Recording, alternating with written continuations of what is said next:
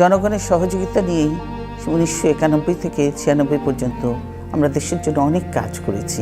বাংলাদেশের রাজনীতির এক অধ্যায়ের অবসানের পর শোকের আবহে যখন দেশ থমথমে, ঠিক সেই মুহূর্তে হৃদয় ছোঁয়া এক চিঠিতে গভীর সমবেদনা জানালেন ভারতের প্রধানমন্ত্রী নরেন্দ্র মোদী। বিএনপি চেয়ারপারসন এবং সাবেক প্রধানমন্ত্রী বেগম খালেদা জিয়ার প্রয়াণে তার একমাত্র ছেলে ও বিএনপির ভারপ্রাপ্ত চেয়ারম্যান তারেক রহমানকে লেখা এই চিঠি শুধু শোকবার্তায় নয়, এ যেন ইতিহাস, স্মৃতি আর ভবিষ্যৎ প্রত্যাশার এক নীরব দলিল। প্রিয় তারেক রহমান সাহেব, এই সম্বোধনে স্পষ্ট রাজনৈতিক আনুষ্ঠানিকতার বাইরে গিয়ে ব্যক্তিগত আবেগের জায়গা থেকেই লেখা হয়েছে চিঠিটি। মোদী লিখেছেন, বেগম খালেদা জিয়ার প্রয়াণের খবরে তিনি গভীরভাবে শোকাহত। এই কঠিন সময়ে তারেক রহমান ও তার পরিবারের প্রতি জানিয়েছেন আন্তরিক সমবেদনা। প্রতিটি শব্দে যেন ছিল এক মায়ের প্রতি শ্রদ্ধা, এক নেত্রীর প্রতি সম্মান। এদিকে চিঠিতে মোদী স্মরণ করেছেন 2015 সালের জুনে ঢাকায় বেগম সাহেবার সঙ্গে তার সাক্ষাৎ ও আলোচনার কথা। সেই স্মৃতিচারণায় উঠে এসেছে খালেদা জিয়ার দৃঢ়তা, অটল বিশ্বাস ও নেতৃত্বের কথা।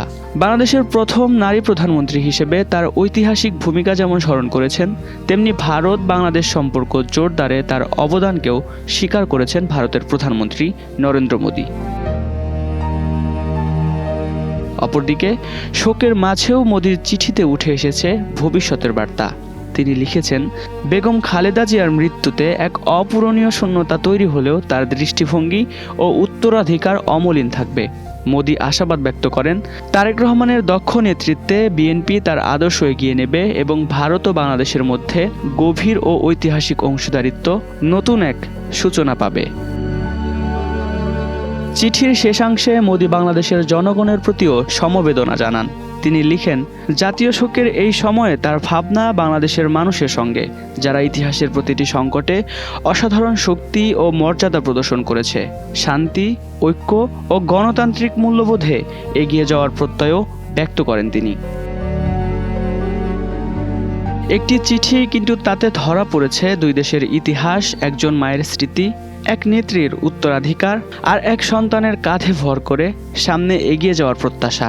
শোকের এই মুহূর্তে মোদীর লেখা শব্দগুলো শুধু সমবেদনা নয়, বরং সময়ের কাছে রেখে যাওয়া এক আবেগঘন বার্তা।